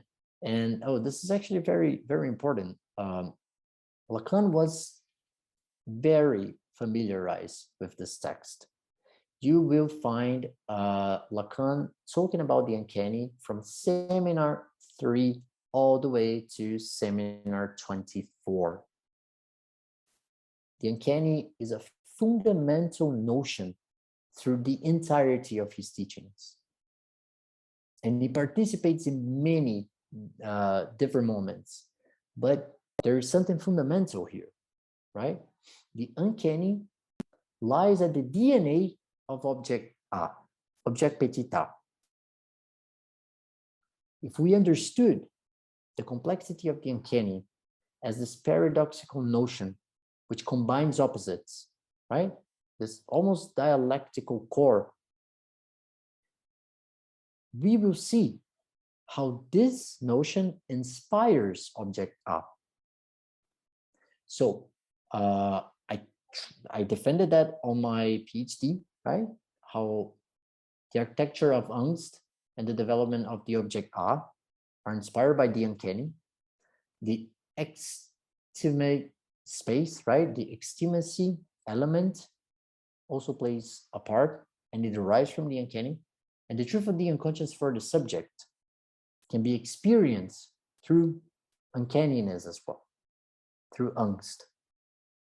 Because anxiety also, the particularity of angst, right? It tells the truth of the unconscious, right? It doesn't fool you as other affects tend to do. The experience of angst, it's a experience of true, it's a truthful experience. So the root of angst is the uncanny. So Lacan will introduce the Mobius stripe, right? I don't know if you saw this already or not, but how he does so. He introduces the Heim and the Unheim of the unheimlich, of unheimlich. So canny and uncanny. It's basically the way that he actually introduces the torsion, right? And if we place the ants walking around in here, right, what we will see is that all the way through the movement of it, it will go outside and inside, right? If we follow it 2 times around, you will see that the object at the surface of the strip will actually manage to go inside and outside. Why is this fascinating? Because this is a fundamental uncanny experience, right? It's inside and outside at the same time. So the experience of angst has everything to do with that. But does Lacan stays or just quiets it down with the Mobius strip? No, he's actually puzzled by it, right? So the experience of angst is not necessarily at the level of the subjectivity of the subject. Sorry, there is also the experience concerning the other. So he combines a Mobius strip to another Mobius strip, which will give us another non-orientable shape, which is the Klein bottle, right? So this is where things get quite fascinating, right? Remember, if the uncanny is something which is outside and inside at the same time, this is precisely something that the Klein bottle can introduce to us. So one Mobius strip glued to another one will give us this figure, right? Mathematically speaking. So this relationship with otherness is what Lacan is actually interested in, right? Because this otherness that you experience within yourself will traverse you from outside and inside. So this is how he will reintroduce the L scheme through topology and discuss the singularity of the subject and otherness through another approach, right? Through a further development. And this is actually an argument that he will also reintroduce when he is actually dealing with knots, right? But this is basically something that it's a very important point just to accommodate the importance of the uncanny for psychoanalysis, right? It is because the uncanny lies in its DNA that we can think of the operations that mobilize desire through object A. And this has everything to do with the uncanny, right? How those objects can be framed in such manner, structured by something which is not there, but it allows it to be, which is the operation which only object A can actually provide. You can try to substitute with other objects, but they won't work, they will fail, they will lack, right? But what frames this possibility is always the object which it is. So this is why anxiety is not without an object, right? So this is something fascinating, and it has everything to do with the argument of the uncanny. Lacan will defend anxiety is a sudden appearance of the Heimlich within the frame. And this is why it's wrong to say that anxiety is without object. Why? Because object I is already that. So the structure is negative. The structure which provides the possibility of such framing is a negative one. So the uncanny is already playing its part. And in the sense, and this is another argument which for me is quite important, which is anxiety is not a subjective, but a rather objective feeling. This is Zupancic discussing object up. It is a feeling which does not deceive, one which indicates that we have come near to the object, designing the extimate place of our jouissance. So the experience of angst, it's not because it lacks an object.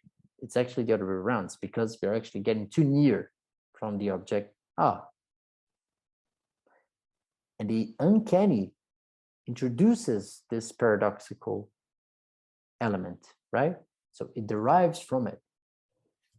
So just bring another element from Alenka, because I think it's fairly helpful, right? When we're talking about object I don't know if you ever came across it, right? But the object I can be understood as this causal link between these signifying elements, right? Is determined by what appears at the place of this negativity as both heterogeneous to and inseparable from the signifying order, the impossible substance of enjoyment, conceptualized by Lacan in terms of the partial object A. Object A is not a sexual object, rather it is asexual. It is the objective counterpart of the non-relation. We could say that it is non-relation as object, yet it is also what is at work in all forming of ties, in the very structuring of this cursive, being qua being. With this in mind, it is more than a pun, a play on words, to suggest that what follows from the Lacanian conceptualizations is an object disoriented ontology. If there is an ontology that follows from psychoanalytic Lacanian theory, this can only be an ontology as disoriented by what he calls the object A. So if we understood the paradoxical nature of the uncanny, we can actually grasp this disorientation of the object A and can never accommodate subject and object in a soothing kind of manner, right? Language cannot allow for it. And I think this is actually a very significant argument for us to consider here, right? And it has everything to do with the uncanny at the DNA of object A. So how are we time-wise, Daniel? This is incredible, by the way. Congratulations. Really, thanks. really solid. I would say, we want to go 2 hours, so you have 15 minutes, technically. I think we can go over by a little. How much more ground do you feel that you have? I just got a couple more things. But yeah, I mean, if you could go and for like 5 more minutes, and then you give us some time exactly. to debrief. Yeah. Brilliant. Yeah, that's precisely what I want to. Thank you so very much, Daniel. So just overall arguments, there are a couple of things. I kind of over prepared for this. I was pretty excited for it. So I hope you guys are enjoying as much as me. So those are actually, I would say, very fascinating elements for psychoanalysis, which I'm bringing this because this is fairly clinical, guys. This is it, So Dominique Fingerman, it's a French psychoanalyst, and she talks about something which is very important, right? From the clinic perspective, which is the disappearance of anxiety from psychiatric manuals. You don't use the psychoanalytic category anymore, right? If you go for DSM-5, which is a recent one, there's barely anything psychoanalytic in it, right? This already started all the way back from DSM-3. So DSM-3, 4, and 5, right, managed to disappear with everything that was psychoanalytic related.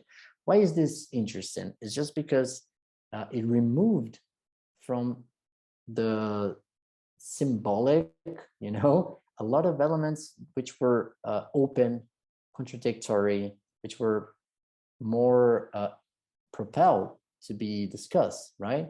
And they were substituted by another terminology. So I'm bringing this up because I think that there is something which is traversed by the, neuroscientific narrative, which just does not make room for anything psychoanalytically. There are a few branches which do take it seriously, but the mainstream psychiatric narrative doesn't want anything to do with psychoanalysis anymore.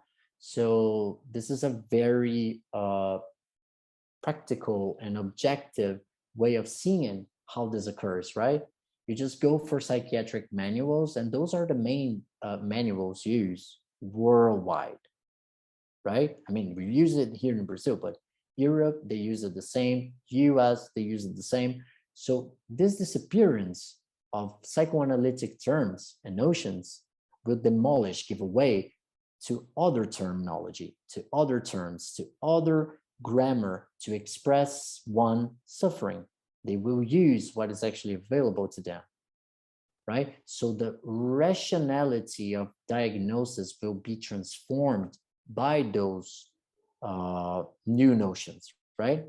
And what this psychoanalyst is defending is that once those psychoanalytic terms disappear from this discussion, what we see surfacing or appearing more and more, it's panic and phobia, panic attacks, phobic patients. They will skyrocket once we are not talking about angst, anguish in the terms that we used to, right? So anxiety, it becomes just like this overgeneralized thing. It doesn't have the emphasis that psychoanalysis gives to it, right? But then what we will see are those two new phenomena appearing at the clinic, right? More and more. So she just pays attention to it. And I think that this is a fascinating discussion just for us to have, perhaps, right? I mean, could that actually be participating in our clinics? How does that even occur? So this is just an a notion for us to discuss. And well, since I promised going to philosophy and back, just for us to know, I could go on the next session with some more time and do a better work at it. But the uncanny leaves a significant mark to the discussions that we are having, right? If we go for Kristeva and the development of the object, right? Everything related to vomit, puke, and the rawness of the body, right? And the powers of horror, you already have a very interesting discussion of the uncanny taking place there, right? But this still has a very food set on psychoanalysis. It's not completely outside. But if you go to Nicholas Royal discussion on the uncanny, it's a very fascinating one. But he's trying to actually advocate for the uncanny as a different element, a different field, sorry, of work, right? It benefits from philosophy, it benefits from psychoanalysis, but it's neither of those fields. It's something else. And although it's a considered Bible at the studies of the uncanny, it's a very particular argument that the author is actually introducing to us. If you go for Adam Kotsko, sorry, I missed a K here, creepiness, he reintroduces the uncanny through creepiness, which is an interesting discussion. But my argument would be, should we actually just fix something which is not broken? This would be my discussion with Zizek, even, because Zizek also praises this book. But I don't know. The uncanny is actually a very fundamental element. I wouldn't necessarily need to place under this new terminology, Why is that? Because I think that the uncanny is more open in the way that it is. And I think that creepiness doesn't necessarily do us the favor of what this concept actually does for psychoanalysis. So this would be a point that we could go on discussing. Mechelin also talks in depth about it through a Deleuzian perspective, which is also fascinating. Mark Fisher will actually introduce something which is very nice. He will continue the uncanny through two different perspectives, the weird and the eerie, right? So providing more and more, but there are more, there are other contributions which will take psychoanalysis and go along with it, right? Instead of doing something else, because those are basically philosophical perspective to it, right? That doesn't necessarily want such contributions to have anything to do with psychoanalysis, at least not directly, right? Could be indirectly, but they don't necessarily want to see the field of psychoanalysis somehow benefited from it, somehow, right? So those are good. It's not a critique. I think that those are very valid points, but it's a different approach if we consider to other thinkers, right? From Hélène Cixous, for instance, she's actually a writer, but she tries something else with psychoanalysis. Mladen Dolar as well. There's the Brazilian Vladimir Safatli, Alinka, and there are many other thinkers that also just tries to do their best and benefit psychoanalysis along the way. Not only reinforcing the field of philosophy and literature and aesthetics, but want to bring more to the table. And that's it. And I will stop talking. Thank you so very much for your patience, everybody.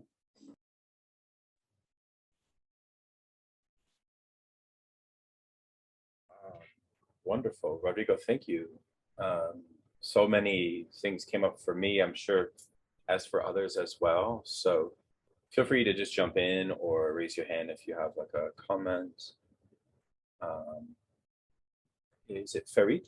Is that Yes. Please. Okay, so this was clearly very overwhelming because I didn't know you were going to cover this much of a range. So just going back to Freud's text for a second, I mean, there's so many questions, so it's kind of overwhelming. But this idea that the term that he is obsessed in the text in terms of the homeliness and Heim, the German term, which maybe I missed it, but you didn't really talk about that explicitly in terms of this, how that later affects Lacan and the way in which he talks about the home and the self and the other, etc. So maybe you can say a few more things about that, how that etymology of the term home, homey, which becomes the eerie sort of strange thing, even though you are supposed to feel safe and secure in the home, that it becomes problematic. So I'm just trying to untangle that aspect of it just now, because I'm not going all the way to, 20th century reiterations of this. Yeah.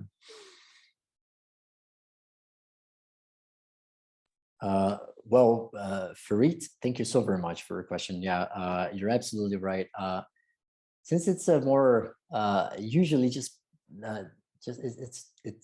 it's very like Freud's using dictionaries, right? He's like quoting dictionaries, so sometimes it's a less sexy topic to debate, right? It's just like, okay, it's just reading from dictionaries, but you're absolutely right. It's a significant element from the etymology of the word. What Freud notices is that what was meant to be this element of homely, something which was competent, something which was familiar, through the passage of time, it gained more and more meanings of the word, right? So Heim, it will become the house, it will become something which is familiar, something which is close, something. And then all of a sudden, you will see the unheimlich, right? Something which is not homely, something which is not familiar, right? The unfamiliar. And this is the important element, right? Because it's unfamiliar, it's not familiar, right? So the negation, the term, participates in the term. Yeah. See what I'm saying? Yeah, it's subtle, but it's a different approach, right? When we were talking about why I'm actually defending this, because this is where you will see, for instance, Zizek's argument of the living dead, right? When we're talking about somebody who's alive, somebody who's dead, right?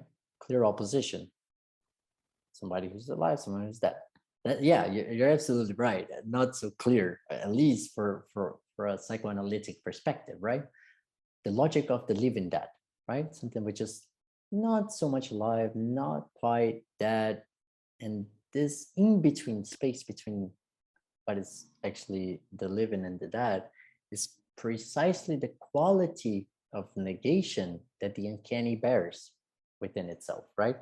It's not a crystal clear opposition, something which is familiar, right? Doesn't necessarily means the same for you and for me, right? It can be something completely different. And I think this is where he's trying to drive at. You can, for instance, use inside and outside, but what does that even mean? It becomes something else. The way that you can actually approach the definition of it. And the interesting element, etymologically speaking, about the Heim and the unheimlich is that the term itself, right, it becomes room, but something which is not a room. It has many different translations. Even to Portuguese, there are like 4 different attempts to translate it. And Freud himself was fascinated by it. In French, it's not even a single term. It's inquiétant étrangeté, which is a very weird way to approach this terminology, right? Because it needs 2 words to actually translate the unheimlich, right? So home and unhomely would be one way to actually do this, but there's also canny and uncanny, right? But different things, right? They do play the same opposition, but they mean different things, you know? You can actually approach it in many different levels. And the uncanny participates, and this is why it's so significant, because that which is recognized as being a part of, and that which is not recognized as being a part of. So this will actually play a very different logic, right? The idea of actually going for late capitalism, what is actually left behind. I mean, we're going more and more to the introduction of negativity and contradictions, and how we can actually listen to contradictions which are usually left outside of the clinic. How can we actually listen to that which is kept outside and bring it to our own approach to psychoanalysis? And the uncanny is fundamental in this sense, right? Because it plays a part on what we consider to be home and subvert it into what is unhomely as well, and makes room for it to be home. So it plays a part in a certain dialectics of those elements. And this is something that the uncanny manages to do, but it plays a lot of oppositions here and there, right? But canny and uncanny would be the English proper translation to it. Okay, I don't think we are disagreeing, actually. This is just like a clarification in terms of the Heimlich. It does mean, like, that's the sort of what it does in German. Heimlich also means unheimlich. So it is the sort of the term meaning itself and the opposite. So it's not really an opposition in the traditional sense of a contradiction. That helps me to understand some of the what is at stake in living death. And you talked about beyond the pleasure principle and the life-death principle, etc. So I don't think we disagree. I'm just trying to clarify in my head in terms of how this opposition plays out, because it is not Heimlich versus unheimlich. Heimlich itself means unheimlich. That's all. Yeah. You're absolutely right. And it has everything to do with the construction over time of the notion, right? Through the construction over time, what was actually meant as Heim became unheimlich over time. Freud actually goes back and constructs this argument, going through basically dictionaries, and he will actually just introduce that was oh yeah, it's not a very, like I told you, not a very sexy argument to do so, but historically speaking, it's just like an element that was meant to be its opposite, and it also means the same. So Heim and Heimlich managed to do that. For instance, a Heimlich can be the haunted house, but it's still a house, you know, so it's still homely. So it's profoundly unhomely and homely at the same time. Same house, but a haunted house. So, which is a fairly common discussion of it.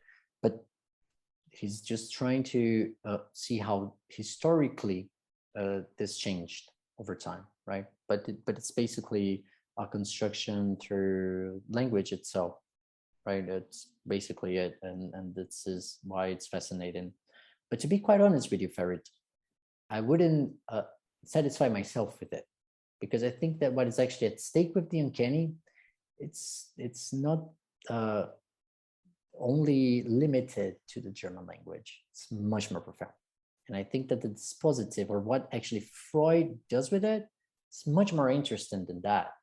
I wouldn't at all just be satisfied with this linguistic argument, you know, or this argument about linguistics, because I think that the concept itself of this feeling is much more profound, right? The operation or a movement which can actually makes you question at all times what is in, what is out, what is the street, what is our home. All pairs of classical positions can be put in check by this notion. And I think the notion itself is much more fascinating. It's a powerful tool, right? And I think that it drives us just to go ahead and just question and subvert. So I would think that the uncanny is much more fascinating as this operator than just a term in itself. Okay, Right? it certainly doesn't Circumspect to German. to a German language. Yes, you're absolutely right. I don't think, I didn't mean to suggest that, but there is something in German language that clarifies that a little bit. That's all I meant to say. And you're absolutely right. I want to say one observation on the Sandman. The doll, Olympia, in the story, right, is also actually importantly a robot. And that's important because the theme of, because the text was a huge inspiration for future sci-fi, science fiction as a genre. And it's also huge in Goethe's Faust, is the same theme of the double and of the doppelgänger. And one really helpful Freudian insight apropos the doppelgänger that I think really I understood it very well is in my advisor's work on the way that the Nazis created and fetishized doppelgängers. Freud says that it is common for adolescents to have a rivalrous, violent confrontation with that which they identify as their likeness. So the determination of the conflict is to make a difference with that which looks like me. It's related to the theme of primary narcissism and the difficulty of exiting primary narcissism, right? And of course, the importance of the struggle of primary narcissism is one in which psychopathic violence can be normalized and in which an exterior enemy can be found, which displaces the primary confrontation between the likeness. So therefore, you see that the fascist violence needs to find an outlet from what its true horror is, which is a hatred of the same. You see, I found that to be pretty useful as a theme of the double. And then, of course, I want to just make one little reference. I think the best film of our time on the theme of the double is most definitely Us.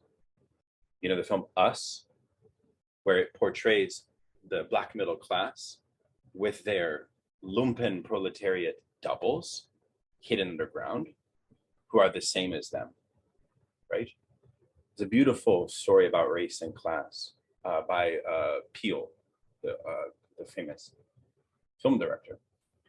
So I've been fascinated with this because it's also about the anxiety of the possibility in capitalism to not be middle class and the shame of not being, that whole beautiful thing. So I just wanted to say a few things about the double that I thought might be interesting, because you can see immediately why the double would be such a perfect extension of the paradox of the homely and the unhomely in one through the register of identification.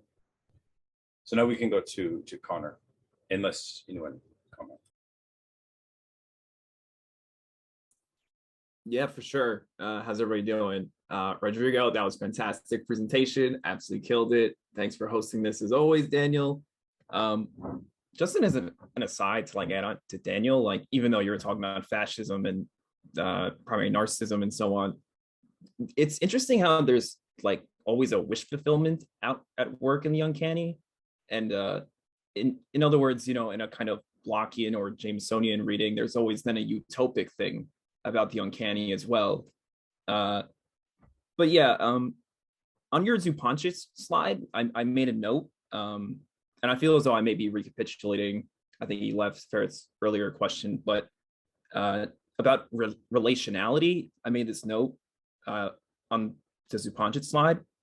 Objet A, or the Uncanny, as that which is excluded from relationality, right? So I'm trying to, help me out a little bit here. I'm trying to think of this in structuralist terms. Is this to say that the uncanny is that which can't be incorporated into the structure of our subjectivity, something that is like radically outside of us. Or from another approach, thinking especially of repetition, repetition attests to the failure of establishing a relation to what is most essential to us, to something outside. So just an open question. Again, like this is a difficult text, etc. So maybe you could help me out with that.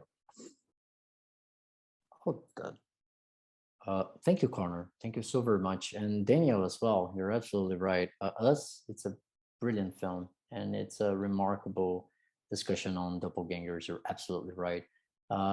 And it's kind of a fascinating thing, right? Because your interpretation of the film is very much different from mine, coming from South America, right? It's a very different experience about who is the us. They're actually down below, kind of a fascinating discussion, right? About it's a question of class standpoint. Yeah. Ultimately. Yeah. Yeah. No, but it's just fascinating because when I watched that, I was just like, okay, that's a very fascinating discussion on imperialism and view of imperialism and how can we do it? Oh, you're absolutely right. But us, and I saw Pew just saying that us and US, right? So just placing this argument about middle class in USA. But yes, it's a fascinating film. And thank you for bringing this up, the automata, that Olympia is an automata. And this is fundamental because it mimics, right? It gives this false impression of humanity, which allows room for narcissism of small differences, which is how Freud will introduce this discussion later on. And I guess it's psychology of groups, could be bluffing, could be Unbehagen, Darko too, but it could be wrong.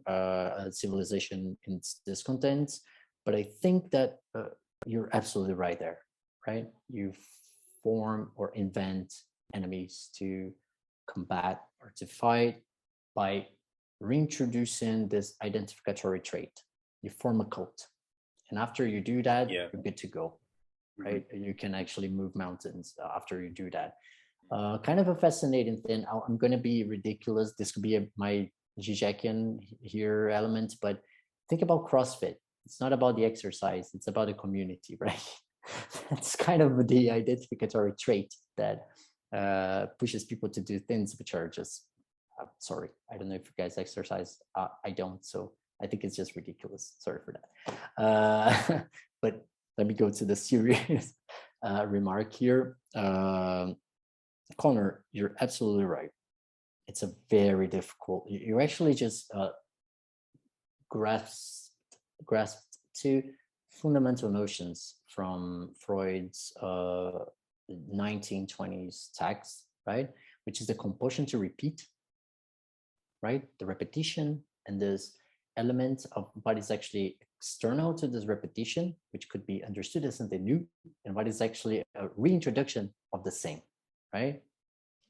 It's a very nuanced element, but you're absolutely right. To what extent can we see something new actually going on and something which is just a novelty? So you're absolutely right. This is actually what is at stake, right? It's almost about the indecidability of an event, right? Is something actually going on, will resurface and just reorganize reality itself, or will it repeat? Or are we going back to where we were in a worse possibility sometimes? So in a certain kind of way, when we think about the compulsion to repeat, I think that what is at stake is precisely that. Can we come up with new signifiers? Can we invent new signifiers that will manage to re-signify the symbolic coordinates which are given in that particular repetition? Or are we going to just come up with a novelty which will reintroduce it and just go back to where, like, square one, right? We're just going back to the same place. So this is basically what is at stake in repetition. But you actually pointed out about the non-relation, the element of non-relation. And for me, what I could understand from your question is where is the object right? Where can we place it? Where is it, right? Going back to the Lacanian knots, right? The way that he uses the real, the symbolic, and the imaginary, and I'm going to just introduce this formalization because I think it's an interesting one. We can think of the object playing its part right there in the middle, right, of it. You know, it's there. It participates there, right? Why? Because it drives us. It frames the possibility. It provides a condition for language to take place, to the imaginary to occur, for the real to actually operate, right? So in a certain kind of way, this non-relation as subject, I would say that it's a negative magnitude, which provides a framing for everything else to mobilize, occur in terms of subjectivity and the way that we actually experience knowledge, right? The objects, how we experience reality itself. So this is why the object A is a kind of a motor, right? It's what compels, it's what moves, it's what mobilizes, transforms. And the uncanny does the same for you, right? Cannot quite pinpoint. It's like Nichuhata, the literal. I don't know if this is the same in English, right? You don't know where the sea begins, where the sand ends, right? So it becomes blurry. And I think this blurred lines, it's what is most compelling about this. Yeah, you're absolutely right. Connor's just bringing up that the uncanny reframes the situation. You're absolutely right. It introduces a whole set of contradictions for us to consider. It drives us as well. So I think that the uncanny is compelling mostly because of that. So it's a fairly Hegelian operator, right? I mean, it comes from Shelley, right? It kind of makes sense in a certain kind of way, right? I mean, so there is a certain potent element that we could consider deriving from the uncanny. And for me, it makes perfect sense how Lacan came up with object A while discussing it. I also think that the theme or the concept of the screen memory that Freud develops is another really good one. The thing that always interested me, just as an aside, and I know we have to end soon, about screen memories, is the thesis that they can be of a collective social status. In other words, if you identify a collective trauma that a community shares in common, Freud says that for the individual, many of his neurotic patients would swap out a selected element of a traumatic event, which then is the source of the repetition, which is rediscovered, usually through analysis, but through an uncanny experience, which brings them back to that scene, which can be sublime often. Yeah. So, for example, if you watch the film Dark City, made in 1999, there's a good example of a screen memory through this use of a photograph of a desert island, because the city is this kind of it's a kind of noir situation. It's always dark. It's never sunny. It's very depressed, and so on and so on. But the screen memory is this image that is shared in common of this blissful utopian, and that Connor mentioned the thing utopian. It is precisely like that idea, which is shared in common amongst the people of the city, but it's not a utopic vision of we want this, we want something different. It's actually to cover over the trauma of the condition that they share in common. It's that's the function of the beautiful image. Anyways, that's a bit of a stretch, but I think you might, everyone should check out Freud's little essay on screen memory, because there's obviously that famous case of Lacan's very popular case of the Nazi boot. Are you familiar with this case? Yeah, that's another example, I think, also of a screen memory, but chosen through the signifier of boot, which repeated for the analysand, and Lacan put it together that the scene was actually this horrific scene, which was not just having to do with a boot as a standalone, but was a Nazi putting a boot in a woman's face and so on, right? Until she almost died.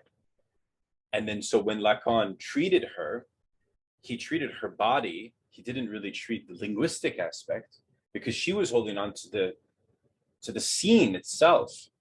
And the scene was experienced on her cheek where the boot landed. So he got up from his chair and touched her cheek. You know this story, Rodrigo? It's very interesting. I was wondering what Lacan has to say about screen memories. I want to study that more as well. Sorry for giving so many extemporaneous points, but I'm just very excited by your presentation.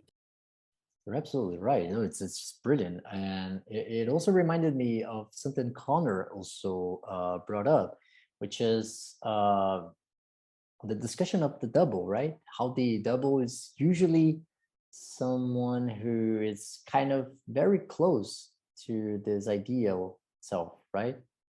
It just holds all the qualities. The life of the double is always much better, right? So in literature, you're absolutely right. This relationship of ideal ego and ego ideal, right? This opposition can be kind of also be considered here. And you're absolutely right. It plays certainly a part. I think we should think about this too from the standpoint of hip hop artists giving themselves their artistic names, and the psychoanalytic function of that doubling.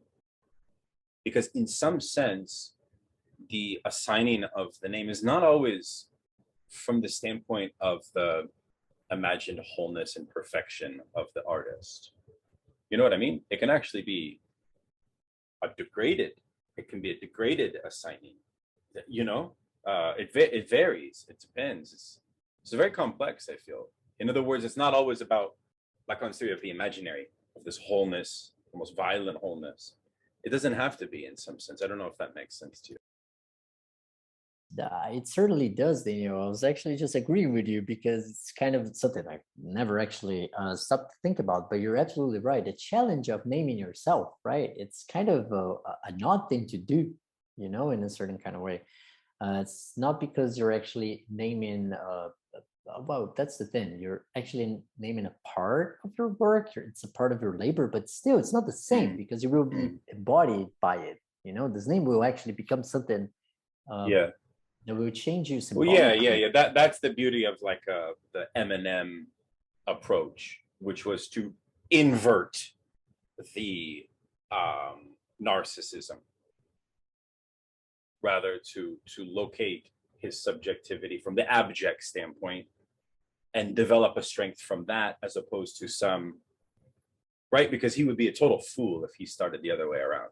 Like, it would be a joke, right? It would be hyperbolic. But, you know, like in Goethe's time, you can kind of think about the hero needing to be some kind of, yeah, exactly. Anyways. Yeah, and I think that we are getting closer and closer to the fundamental direction of extimacy here, right?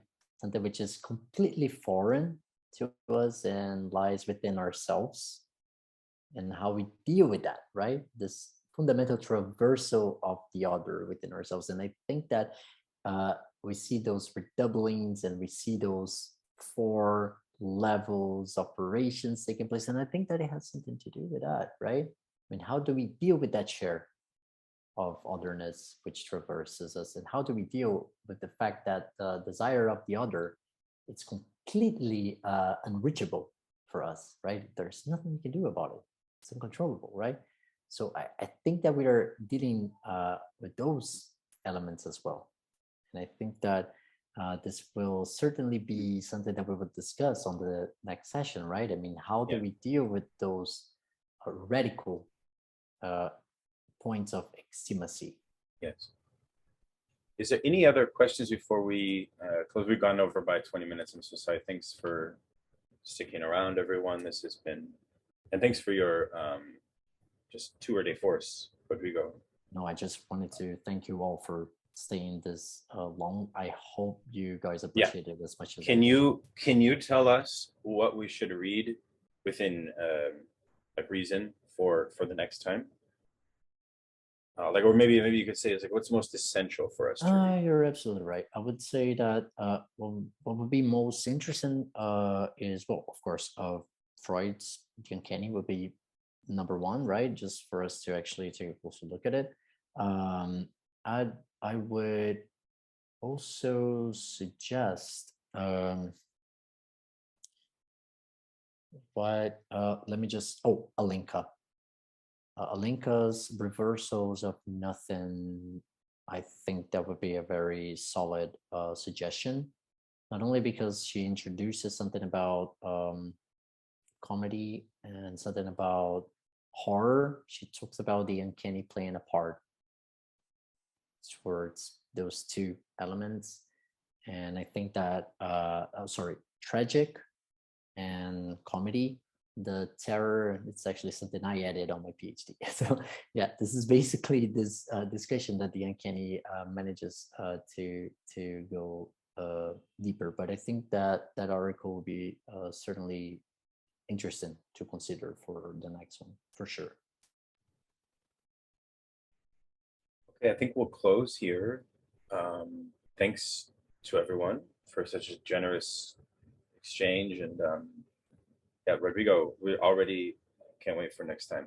So great work, and reach out if you have any questions, everyone. Thank you so much. Bye for now. Thank you. Bye.